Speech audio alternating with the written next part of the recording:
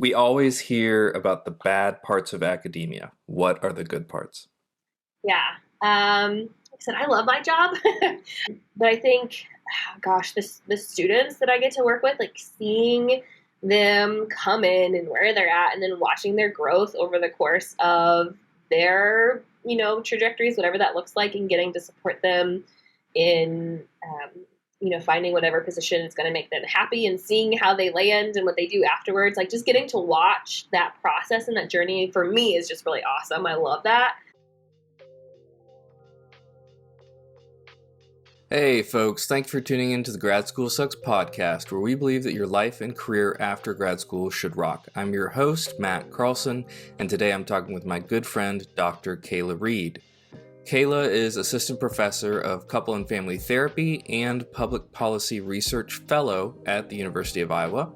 And on today's episode, we talk about her life as a faculty member, why she loves her job as a professor, and what grad students who want to become professors should do to maximize their chances of nabbing that elusive tenure-track job. If you want to make a career in academia after graduating, this episode is definitely for you.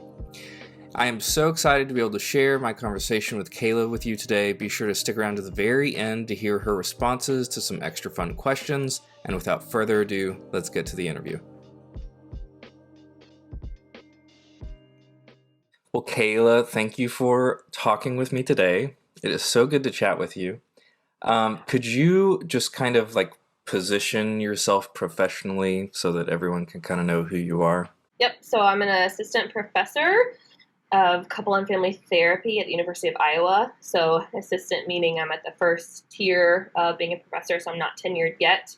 And I'm working in a couple and family therapy doctoral program is my home. I'm also a licensed marriage and family therapist in the state of Iowa, and I'm an approved supervisor. Awesome. And so, full disclosure, Kayla and I went to our master's program together, so we have known each other for a decade. Oh gosh. Or more. I don't remember. It doesn't matter. And so the question that I usually like to start with is, so you've done the thing. You've become the tenure track professor.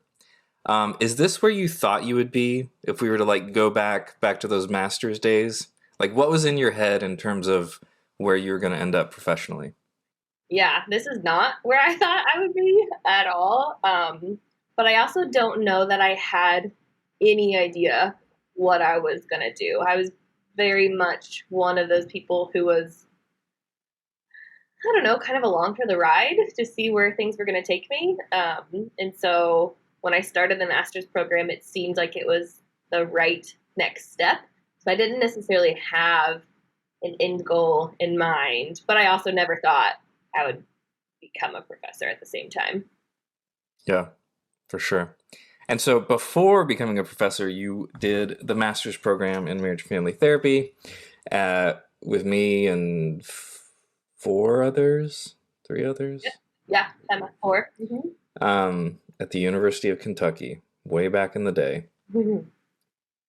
Why did you decide to become a therapist? Yeah, it's a good question. I think it's multiple levels for me. I think some of it is like lifelong story and experiences, and then some of it is more school-related experiences. So the school one is easier to explain. So when I went into my undergrad, I also had no idea what I wanted to do. I actually went in undecided and didn't declare my major until, I don't know, the end of my sophomore year. And I still at that point didn't know what I wanted to do, but I knew that I wanted to work with people in some capacity, helping people in some way. And in my major, I had to do a couple of field internships.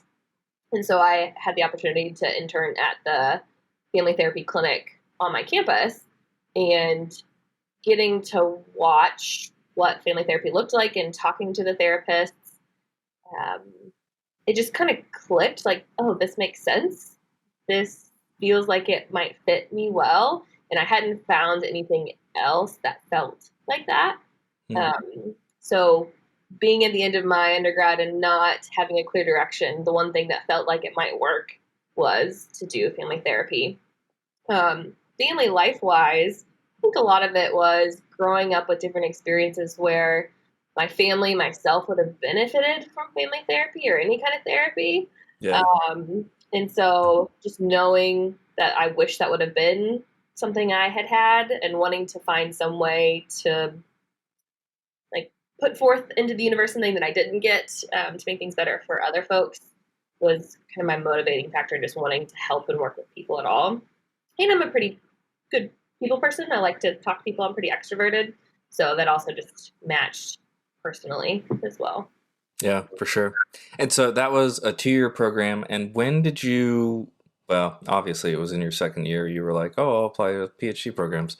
Because we were doing that at the same time. When did you, what was the, like, what led to you applying to PhD programs? What started that conversation for you?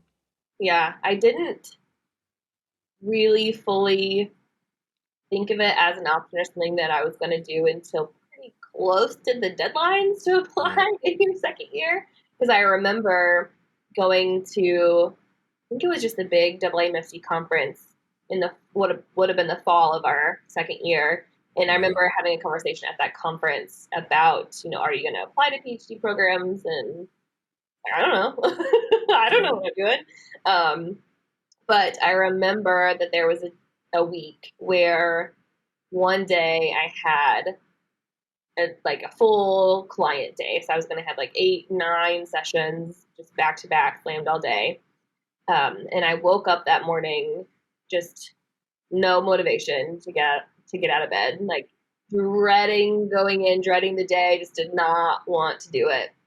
And then the following day, I didn't have any clients, and I had a mixture of class and research meetings, and then like time to work on stuff. And when I woke up, I did not feel that way. I don't know that I was like excited to get out of bed, but I wasn't dreading it. And I got out of bed just fine and didn't go into the day with that kind of miserable mindset. And so I realized at the end of the day, I need to listen to that. That's telling me something. And so I realized that I couldn't do clinical work full time, and that's not where my passion was. And so even though I still didn't quite know what I wanted to do with it, I knew that I needed more options, and I knew that it could give me more options. Yeah. And do you remember how many programs you applied to? I applied to, I think I applied to 3 and had a fourth one that was a rolling admissions as a backup that I didn't apply to, but was planning on it if I didn't get into the other ones. Okay. And then you ended up going to, was it FSU? Yep, Florida State. Okay. What about Florida State kind of like drew you in? Yeah, I think because I was able to interview at the other 2 schools that I applied to. So I was actually able to kind of get experience at all 3 to compare and what felt the best. Really kind of was what drew me to FSU. Just the environment there, the people there, the peers that I was interviewing with that would potentially be my cohort members. It just felt right. Yeah. And there were people, I think, at each place, faculty-wise, that I knew interest-wise, at least what I thought was my interest. I knew that I would have somebody to work with. But yeah, mainly just that's what felt right. And Tallahassee is a lot prettier than Lubbock, Texas. It's true. Thing that hurt. I totally forgot that we interviewed at Lubbock together. Yeah. Yeah. That did happen. So you arrive at FSU. How did you end up determining what you wanted to study? Yeah, I had some experiences from my master's program because we had to do the thesis there. And so I kind of just decided to continue on with what I had been doing for my thesis, because at my thesis defense, my committee had said, this is a good start. You'll probably need more participants in order to get this published. And so I went to FSU and I collected more data from more participants. And so I kind of just was continuing in that vein. But then I had a couple different other lines of things that I was potentially interested in. And I remember I had one class that the faculty member was like a rock star towards the end of her career, has like seen and done it all. And we had to talk about kind of the different things we were interested in. And I remember one of the things I was interested in, she was like, yeah, no, that probably won't end up working because that's not fundable at all. I was like, okay. um, cool, I guess. That helps me eliminate one of them. So that kind of helped narrow it down. And then some of the experiences I had with my advisor, getting to do different research with her, just gave me more exposure to different parts of the content area I was interested in to help me figure out, like, okay, I don't really want to focus in on this area. Maybe I do want to focus in. I keep on gravitating towards this area. My questions really keep coming into this area. And then it just kind of slowly evolved over the years based on, different things that I was exposed to, things that I got to read, somewhat some of the classes I took. But really a lot of it was kind of the outside work that I was doing with peers or with my advisor that really kind of helped me to slowly shift into where I ended up falling. At what point did you know that you wanted to be a professor? Was it before you even applied for the PhD program? No, it definitely wasn't. I think I started to realize it after the first year. We had a summer class that was about the job market, like applying, how to apply for jobs, which you would normally take at the end of your program if you were interested in academia. But the person who was teaching it was leaving, so it was the last time to take it. So it was the summer after my first year, and we had to write a dream job statement, which I find every once in a while and I read and it just kind of makes me laugh at myself. But in that statement, I had talked about teaching and having kind of a balance of being able to do all the things, which included teaching. So I think somewhere near the end of my first year is when I was thinking that that would be something I would like, because I liked the possibility of being able to do multiple things. And I just didn't know if I would like the actual teaching part because I hadn't talked about it at that point. So, but I think that's what it started to become an idea. Very cool. And so I do want to get more to your time as a professor, because I know that's probably what people are curious to know about. But was there anything that stood out during your PhD program that you think helped you in your trajectory to become a professor, or was like particularly meaningful? Yeah, so I had experiences that reconfirmed that I didn't want to do clinical work much at all, and that I liked, if anything, supervising therapists. So I had a chance to learn how to become a supervisor. So I was supervising therapists who were then providing the therapy. And I enjoyed that a lot more than I enjoyed therapy itself. And then I figured out that I was pretty good at research, and I liked it. So liking something that you're good at typically feels pretty good. So I knew that that was something that I could enjoy spending my time doing. Like I would get lost in data for hours, and it was just fun. And then I had my first class that I taught ever. At the end of it, I had a student email me thanking me for the class, and kind of singing my praises, and just saying, he ended the email saying, like, if you like decide not to be a teacher, like you're doing a disservice to the world. Wow. Like, wow, okay. But just kind of hearing that, especially after your first time teaching, you're just a ball of nerves, and imposter syndrome is so high, and so to kind of get that external validation, and then also know, like, this could be a way that I really could reach a lot of people, and thinking beyond just the students of the people that they might reach, it felt like it could be a way that I would have the most direct impact on the world, in a sense, and something that I also was good at. So I think those kind of moments, series of moments combined, helped to solidify that that's what I wanted to be in. Very cool. So, okay, so let's jump into the job market. So leading up, you did um,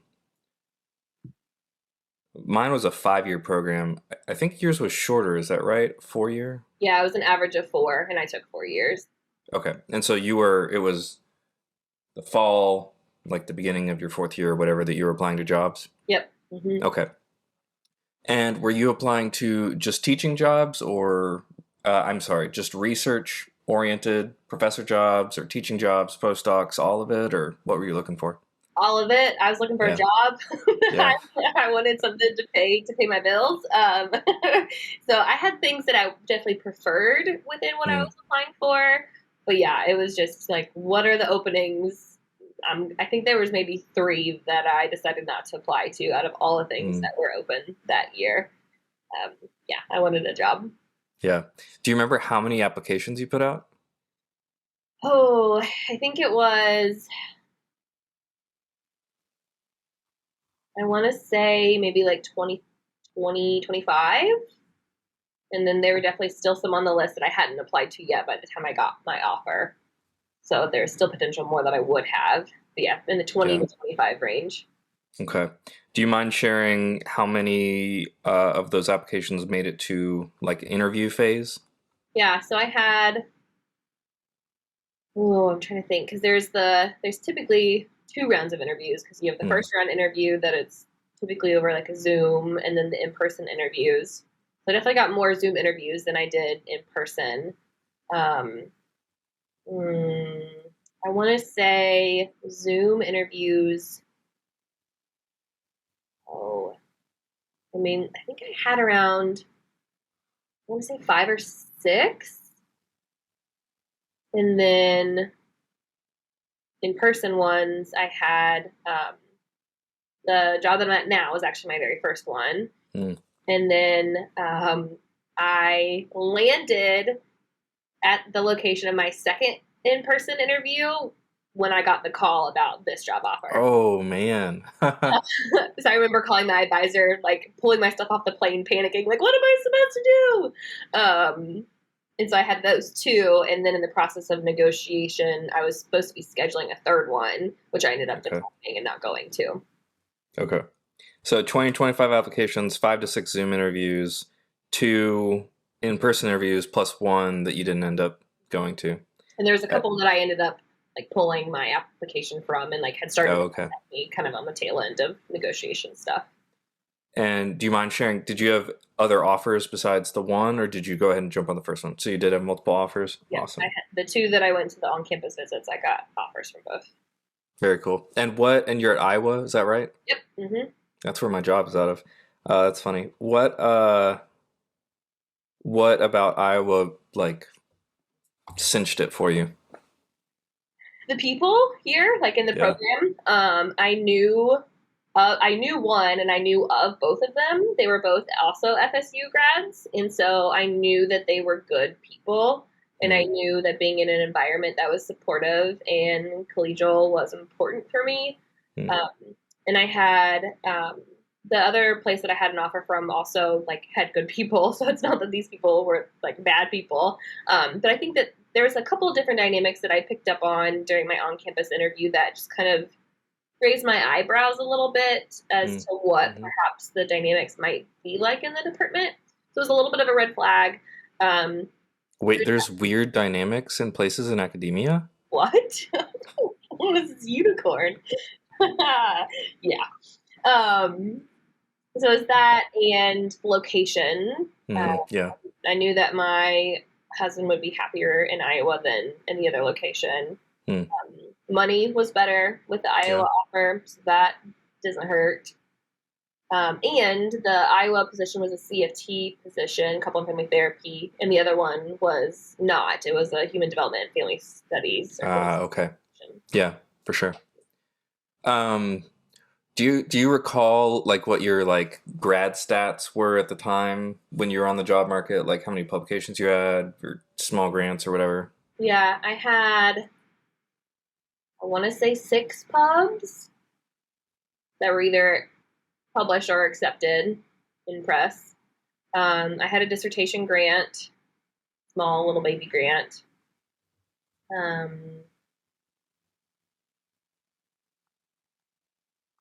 think that's the only grade that I had. Yeah. Well, I had like one for my undergrad that I technically had, but I feel like that doesn't really count as much. So I mainly just had the one. Yeah. Yeah. Awesome. So there are, I think most of the people that follow this account and listen to the podcast are probably more interested in industry, policy, etc., just because of the kind of content that I put out. Sure. But I know a lot of them are going to be interested in getting into academia, whether it's, it's an R1, right? R1 position. Yes. Is it a 2-2? Yes. And for anyone who doesn't know, 2-2 means you teach 2 classes in the fall semester, 2 classes in the spring, which is research intensive, whereas full teaching is like a 4-4 or a 5-5 or something like that. Yeah. Mm-hmm.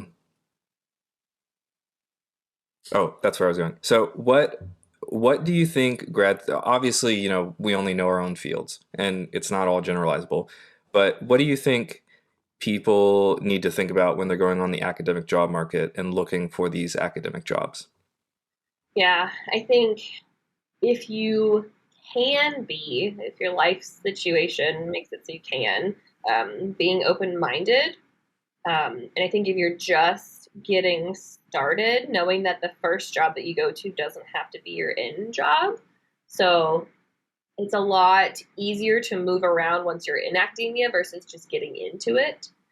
So in any job year can be so wildly different from the last one. So I was really lucky that my job year, there was a lot of positions that were open and a lot of really good positions that were open. But the year, I think, before me, it was not. And so knowing that you're kind of at the whims of fate or whatever it is that you believe in, and just being kind of open-minded, and having a backup option, knowing that job stuff might not work out how you want it to, because there's only limited positions and there's, typically more PhD grads than there is positions. And so knowing that, so you just have a realistic mindset, I think can be helpful going into it. Yeah. What do you think about your application, and not just your application, but like your CV, what you brought to the table, really set you apart from other candidates for these 2 positions where you got offers? Yeah, I think I had a solid number of pubs, which definitely helped. I definitely don't think I had like the most out of all the applicants, but I think I was in the higher tier. That helped in my recommendation letters. So I had someone who is a pretty well-known name and has had lots of grant funding, who wrote me a strong letter. And I know, because I've had other folks tell me, that was one of the things that kind of helped committees to select my application as one to continue to look at, knowing that someone kind of at that level was, that person had nominated me for a graduate student award. And so I think that helped a lot, the whole, who kind of thing. And I think once I got my foot in the door, I think some of it's just personality of kind of the person I am, and that I am pretty friendly and kind and extroverted. And so I think a lot of, once you get your foot through the door, a lot of it is just like, do people want to work with you? And so because it's fit for faculty too. And so I think being a good colleague and demonstrating that during my interview process also really helps. And I was very prepared. I got a lot of compliments on my job talk, and I think it's because I rehearsed that thing like 20 million times. I was very, I knew what was going to come up. I knew what kind of questions I might get. And so I knew how to answer things. And I think that shows, a variety of things to people who were attending and faculty that you might be working with. So I think there's a kind of a combination of things. Having at least kind of a competitive CV, the number of pubs, the recommendations that I had, showing that I was doing some things to try to get funding. And then once I kind of got my foot in the door, being prepared and demonstrating how I could be a good colleague, I think were probably the combination of things that helped the most. Yeah. So I would like to continue to talk about like the faculty position, what life is like, because I think that's kind of like the thing that people are most curious about. And I did ask for some specific questions from folks on Instagram, and so I have some for you. Okay. The first one, let's see. How does it feel to be a faculty member? Smiley face. It feels good. I think is the short and sweet of it. I think starting out, so when I first got the job, super exciting because that's what I was hoping for. And again, like looking forward to having a real income, not the poverty pay that you get on grad assistantships, was also really exciting. And a little terrifying because I felt like I had some skills when I finished my PhD, but it was the moment of like, oh shit, do I know how to do this? What have I gotten myself into? Very much that imposter syndrome. So I think exciting, thrilling, and terrifying all at the same time.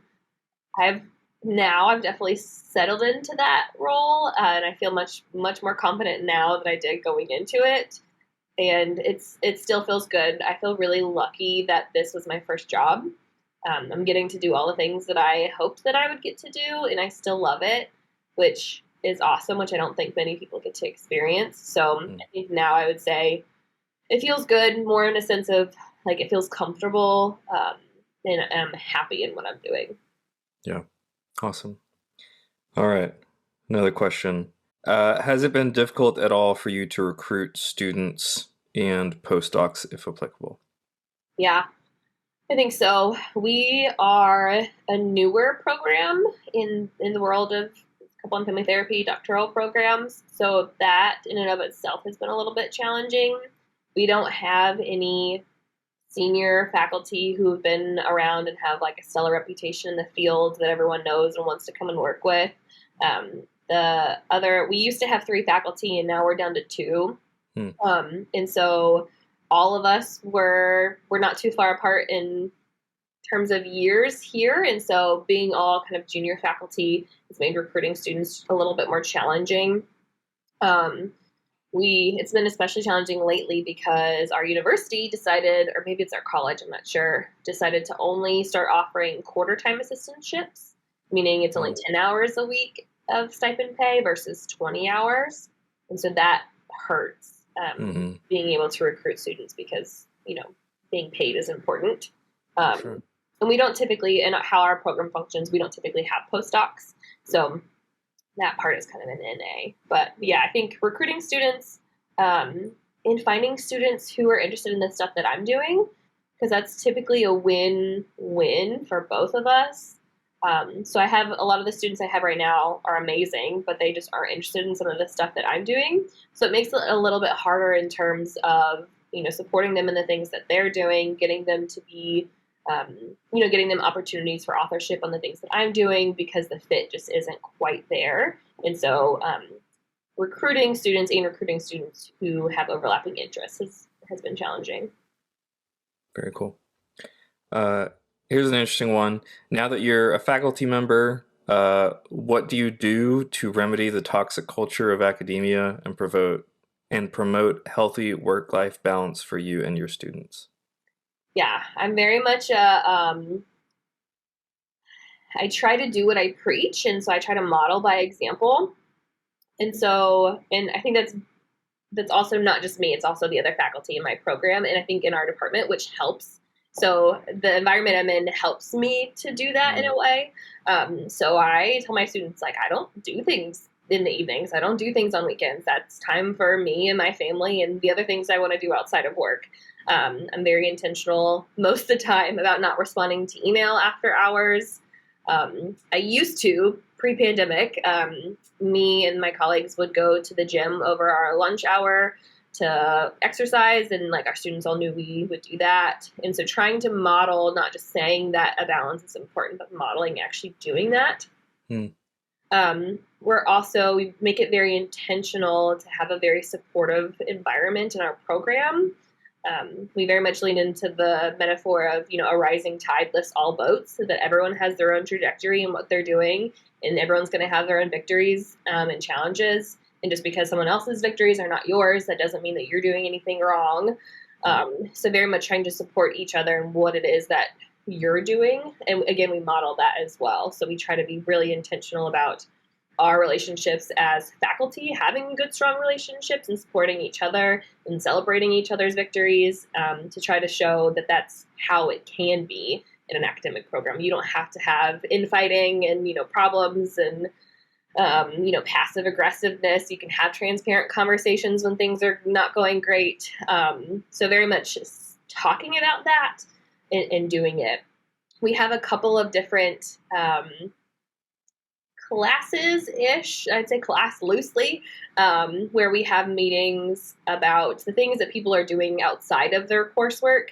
And so a lot of times we kind of slide into conversations about larger processes like academics, like how you navigate challenging situations, how to pick up on red flags when you're on an interview, having kind of bigger macro conversations about society and what that means in terms of our positionality being in academia. So we make it really intentional to have those kind of broader, big conversations and making space to do that, versus kind of ignoring that that's what's going on around us, and talking about, for especially those who are wanting to go into teaching programs, how do you intend to do this? Like, when this challenging situation arises, let's talk through how you can handle this, because it's going to be difficult. And so having conversations and exposing students to some of the inner workings of academia to help them already start to think about how they can change environments that they're in or that they might be going into as well. That's awesome. All right, last one. There's some good ones in here. We always hear about the bad parts of academia. What are the good parts? Yeah. Like I said, I love my job. I think some of it is, I'm lucky at where I am at, that there's not a lot of, there's always going to be politics no matter where you're at, right? So there's always going to be a little bit of that, but people handle it like grown-ups, where I am. And so, I think before I kind of talk about the good parts, I think it's acknowledging like the system I'm already in is set up well. So I can't claim that it's, not like that in other places. But I think, the students that I get to work with, like seeing them come in and where they're at, and then watching their growth over the course of their, trajectories, whatever that looks like, and getting to support them in, finding whatever position is going to make them happy, and seeing how they land and what they do afterwards. Like, just getting to watch that process and that journey for me is just really awesome. I love that. And some of the nitty-gritty of the working with students when they're struggling with an idea or struggling learning how to do something and getting to see their light bulb aha moments, is just really fun. I enjoy teaching. I don't enjoy grading, but I enjoy teaching. It's like getting to, and I'm also in the position I'm in. I'm teaching primarily doctoral classes. And so a lot of it is just me facilitating the conversation that the students are having. And so getting to see, how their brains are working, the ideas that they're having, the thoughts and questions that they have that I would never think of, helps me to continue learning and thinking about the world. And so just constantly getting the opportunity to get my brain juices flowing for me is important. And so I really, really enjoy that. And I do get some chances to work with undergrads. I occasionally will teach undergrad classes, and I've had some undergrads do research projects with me as well in my group. And so getting to just also like the same thing, but that I enjoy for doc students, but getting to see that progress or process for undergrads is also really fun. I also really enjoy the flexibility of my job. So right now I'm doing about 2 days a week at home and 3 days on campus. And that's entirely by choice. I don't have any way that I have to be. So it's just what I want to do. I don't have anyone micromanaging me. I can spend my time how I want to spend my time. And that for me is really important. Having breaks in with the semesters because I need that time to recharge. So just how kind of academia is structured in that way I really appreciate. And just being kind of an incubator for thinking and getting to innovate and create stuff, even though I want days where I want like simple tasks and to just, put my head down and do them. having the days where I can do that and also have the days where I'm just, up in the clouds thinking and dreaming about things, helps for me to have that flexibility. Yeah, that's awesome. So, well, thank you for answering some of those questions from Instagram. I think we got like 20, maybe 30 minutes left. So I think where I want to go next is back to your experience as a faculty person. Okay. So you have been in your position 5 years? Mm-hmm. Yep. 5 years. What have those 5 years been like? Well, I think the first thing to acknowledge is the pandemic taking about like half of them. Yeah. So I feel like my experience the last couple of years has definitely been different than the first couple of years. So probably the first year was just what is going on in this place? Like, what am I doing? Just trying to understand the new place that I was in, trying to figure out, the unspoken rules. What is it like to be, a faculty? I remember, when you're as a student, you don't have a lot of, at least for me, I didn't have a lot of barriers in terms of like what I felt comfortable to talk about with my student peers. And I didn't know as faculty, like, are you friends with faculty? Like, do you have these same kind of conversations as people, but like as faculty, like what do the behind the scenes interactions look like? So I think a lot of it was just trying for me to get a sense of what that was and what kind of the culture was here. So the first year was very much just trying to figure out what this is like. So I think the second, and I'm trying to remember when pandemic happened in my timeline, because that was 2020, so spring of 2020. So that must have been my third year. So my second year, I felt like I was getting into the groove of things, and started to feel a little bit more solid in my interactions with students. And we didn't have a cohort that came in my second year. And so I was still pretty, I think, protected in terms of my research time. And then I wasn't having tons of students that I was having to take on my department chairs because there's a lot of change happening during that time. Were really protective in terms of not taking on too much service. And so I had a lot of time during those first 2 years to just really settle into my program of research and figure it out, what I wanted to do here, and get to know other people on campus who were doing similar things.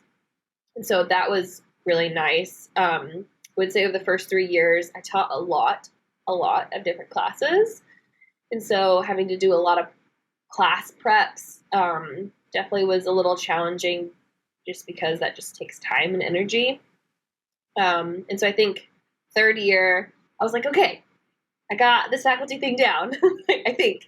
And then the spring of 2020 is when, pandemic hit and everything just went haywire, and we switched online very, very quickly. And then, I had been doing a little bit remote prior to then, but just then navigating, how do I do this in a way that is still going to do as much as I can to give my students the same experience that they were getting prior to that, while also managing my own experiences and what's happening right now. And so it felt like I was kind of starting over again, right as I was really getting my feet under me, and not having that connection to people on campus, I realized was really important because I was missing it a lot, like the hallway interactions.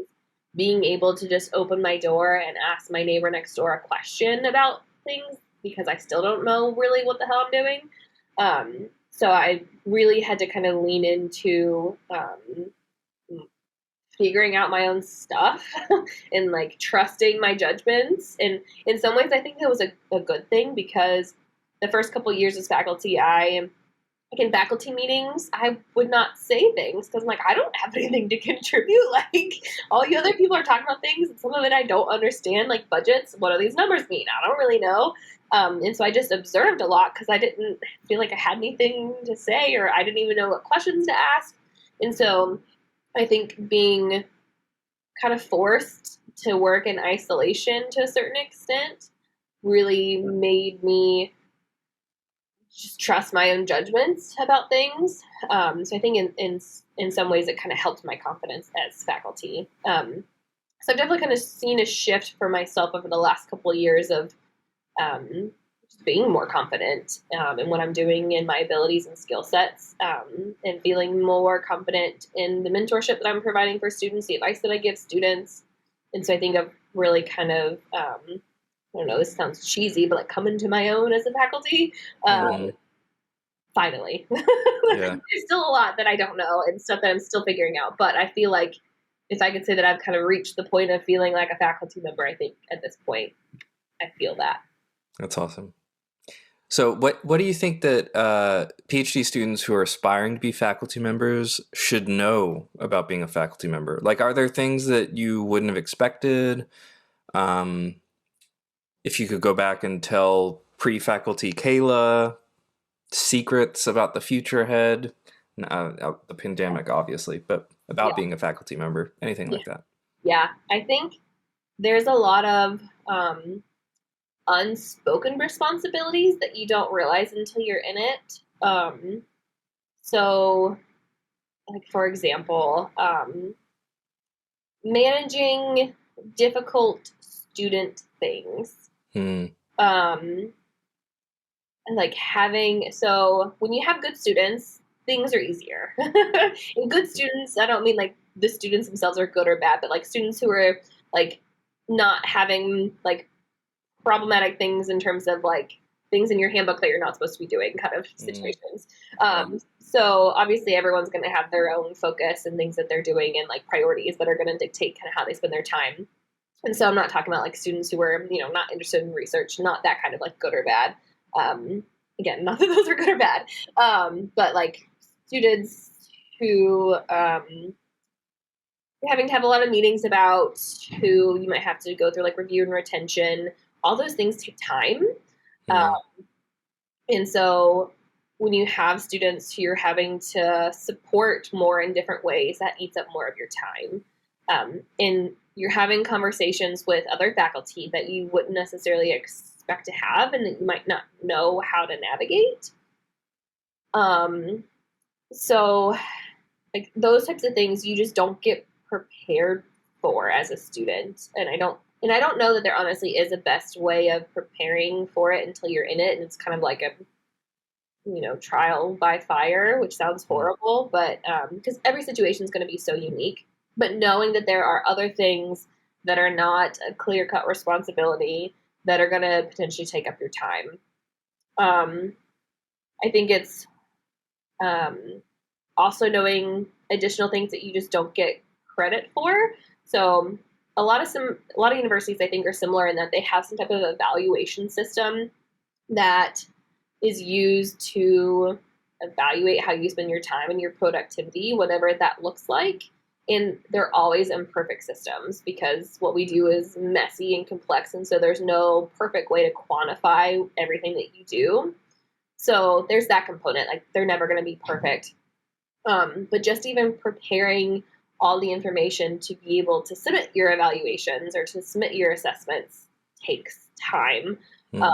So there's a lot of like little tiny things that you end up having to do that don't count towards research, don't count towards teaching or service or advising, that just don't get recognized that you're doing those things, that you're having to spend time doing those things. I think it's also broader institutional, organizational, societal things that kind of bleed into what we do. And I don't think that academia is, unique in this, but how to navigate conversations around really difficult things that are going on in the world around you that have a direct impact on the people. If you're in a therapy program like mine, that are having an impact on clients. So in having those conversations as a student feels very different than having that conversation as a faculty. So figuring out how to navigate that in a way that gives everyone a space to talk while also protecting folks who might be vulnerable to the conversation that's being had. And so I think figuring out how to navigate those things as faculty, because you start to feel responsible for your students' well-being in a certain sense. And there's no playbook for how to handle really difficult conversations. So I think those are some of the things that I just wasn't fully prepared for, didn't fully know would be, happening. And then, of course, like managing, this is less so that I've had experience, but I know it happens, managing, just the interpersonal dynamics among faculty that are going to inevitably happen. And like, if you're not a numbers budget person like me, figuring out what the hell a budget means and what that actually translates into. I think there's a big learning curve when you first jump into academia as a faculty member of the things that you're kind of expected to somehow just know without anyone actually telling you. That just takes, I think, a while just to get a handle on. Yeah, that makes sense. Okay, so I know we're running a little close on time. So I know there's a portion, and I've already said this, but I know there's a portion of people who are listening who do know that the one thing they want for their career is to get that R1 faculty position. What do you think those grad students should be thinking about in terms of being prepped when they go on the job market? And actually, the job market's going on right now, so it's kind of timely. Yeah. What should they be doing? Yeah, I think, if it's the time that you're already on the job market, your CV, I think there's not much more at this point that you can do unless, there's like one or two final manuscripts that you're really pushing to get out. I think at this point, like, you've done what you've done. So I think at this point, it's kind of leaning in to what you've done and practicing, talking to people a lot before you have to talk to the people who are evaluating you. So like having, lots of people read your statements, read your cover letters, the things that you're submitting. Don't let the committee that you're submitting to be the first person to see those statements. So as many people that you can, and ideally in a variety of different positions, advisor, hopefully other faculty, peers, family members, even having different people look over your materials, just to make, again, they should not be the first person who's seeing your statements. And similar for job talks, like practice. If you have a chance to practice in front of, your faculty, your peers, do it. I think it's also, for some folks, it's leaning into the discomfort of bragging about yourself. So much of the materials you're writing, the experience of interviewing, you're supposed to be highlighting the things that you're doing, the things that you're good at, and that can feel uncomfortable for a lot of people, and I think particularly women, just because of how we're socialized. And so I think just like, this is the time to brag about yourself. This is the time to make small things seem like bigger things. And so just finding a way to fight through the discomfort of doing that and knowing that that's okay. The people who are like touting, bragging about the things that they're doing, that's going to be seen as a good thing by the committee because they're having a chance to see the things that you're good at. I think also on the kind of the tail end of job stuff, negotiating, some people love it. Again, I'm not one of them. I hated that entire process, but it is really important. And you're not going to get something unless you ask for it. It never hurts to ask. There's definitely kind of a good way and a bad way to negotiate. Like, you don't want to be an asshole when you're negotiating. You can do it kindly, but like, you should negotiate. That's important. What you're getting started with is going to set you up for everything that comes next. And so get advice from other faculty as to what you could be asking for. What's realistic? What are things that you're not going to think of to ask that your other peers or other faculty might ask for? And knowing that, like, you're not going to be seen poorly because you've asked. If anything, I think people almost see that with respect. Like, oh, they knew to ask for this. Like, they're advocating for themselves. People see that as a good thing, not a negative thing. So again, very much leaning into, like, the skills that you have, where you're at, what you're good at, leaning into that, brag about it. That's totally fine to do. And giving people context too. Like, if there's something that happened during your PhD that made it that a semester or a year was really difficult, that you weren't able to do much in terms of output, like you can give people that context if you feel comfortable doing it. I think, especially with the pandemic, everyone's experiencing stress from the pandemic in some way, shape, or form. And so I think it's reasonable, it's authentic to be like, yeah, this pandemic was really challenging for me in terms of being able to, do the things I wanted to do. I had restrictions, I had barriers, but here's what I learned through it, and here's where I want to go going forward. So you're giving context and then leaning into how that has shaped your experience and how you're going to use that to, be a stronger faculty in the future. So then giving context, sometimes people are unsure about, and I think there's probably mixed opinions about it, but my stance is appropriate amount of self-disclosure can be really useful. Man, that feels like a great point to me. Have you been on any hiring committees since you've become a faculty member? Yep. Mm-hmm. What do you look for in potential or in candidates for the position? Yeah. So some of it is a little bit of the numbers game, right? Do you have the kind of numbers on your CV that would make you more competitive, but it's not a end-all be-all. So I think it's the numbers, but in context. Sometimes there are people who have a high number of publications, but they're in really crap journals, for the lack of a better word. Yeah. And so that tells us something. The quality of the writing. I think you can pump out a lot of things that are low quality, but that doesn't mean you're actually doing meaningful work. So a little bit of the numbers game for sure. I think in an R1, it's the possibility that you could secure external funding. So you don't have to have had external funding, obviously, depending on what rank you're applying to, but just showing that you're thinking about it, whether that's, you saying overtly, I haven't had external funding yet, but here are some of the external funding mechanisms I think I could target in the future. So just having a little bit of an inclination to what the funding environment looks like and where you might seek funding from. That would be kind of the biggest things I'd look for on paper. The reference letters for sure is more of are there red flags? Are there things we would need to be concerned about reading between the lines in recommendation letters? And then once people are here, it's definitely fit. Usually the ones who I think get weeded out, there's something that they either do or say that ooh, that didn't feel good. So some of the just interpersonal pieces, as well as, how you respond to questions. So some of it is the collegiality, are you going to be a problematic person? And then fit in terms of research areas, things that you might teach. Does it feel like this person's going to fit in well and complement the program that already exists?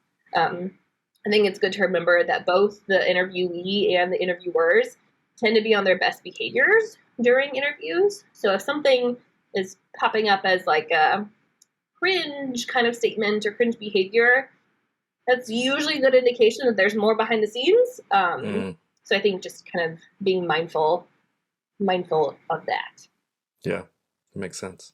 Well, Kayla, thank you for chatting with me. We are right at about time.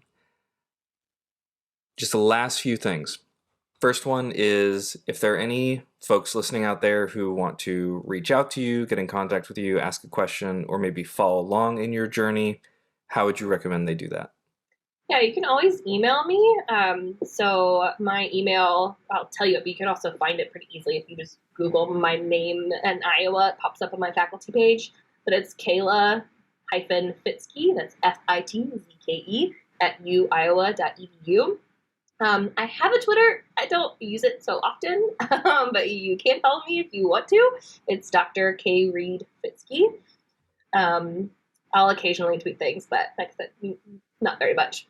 But I'm happy to talk to folks who are trying to navigate the application grad school process. I know that I didn't have a lot of help with that. None of my family went to grad school, so I really didn't know anything, and I know it can be daunting and there's not much help out there for it. So I'm always happy to talk to folks who are trying to figure out just what is happening and what the expectations are.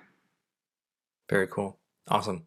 All right. Final thing. What is the one thing that you think everyone should know about life after grad school? It gets better.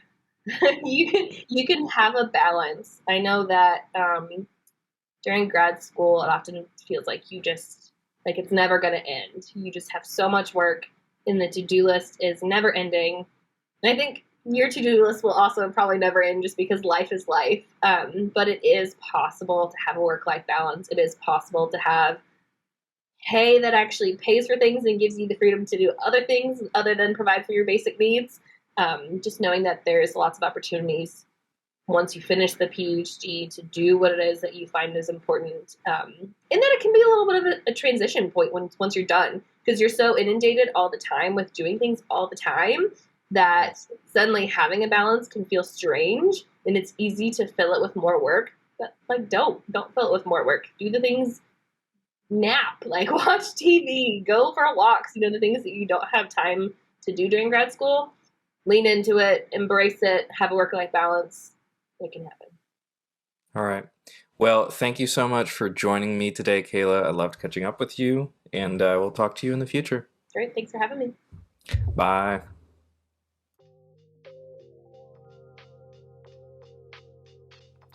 Folks, thank you for tuning in to the Grad School Sucks podcast. I hope you got a lot out of my interview with Kayla today. Hearing her talk about her love for her faculty job and getting to interact with and teach students was really refreshing to hear. Be sure to check out the description of today's episode for links to Kayla's email and Twitter account if you want to get in contact with her and follow along in her professional journey. If you did end up enjoying today's episode, please like, subscribe, comment, review, or share the podcast. It really does mean a lot to me as a content creator when folks take the time to do something small like leave a review. As always, I'm your host, Matt Carlson, and I look forward to bringing you another great episode next week. As promised, here are Kayla's responses to some bonus questions. Stay classy, grad students. Kayla, what is your spirit animal? Oh, gosh. That's a question to start off with. I've been asked this before, and I feel like I never have been able to solidify an answer. And it changes, I think, every single time. What is it today? Today, I think I am a sloth because I am tired and feel very slow moving and just want the world to go around me and just chill. Yep. Today I am a sloth. Very cool. What is your superpower?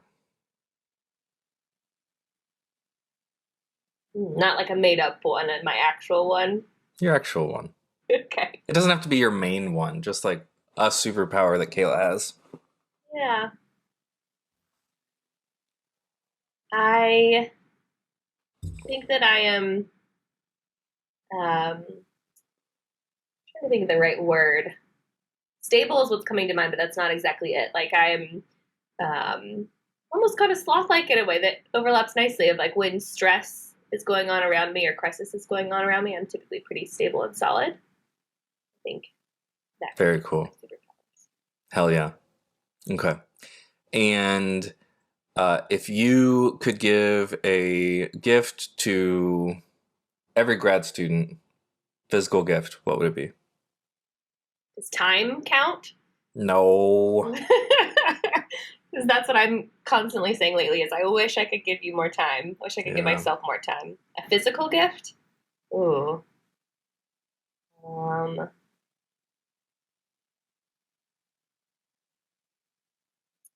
An unlimited gift card for massages. Yeah. I hear that.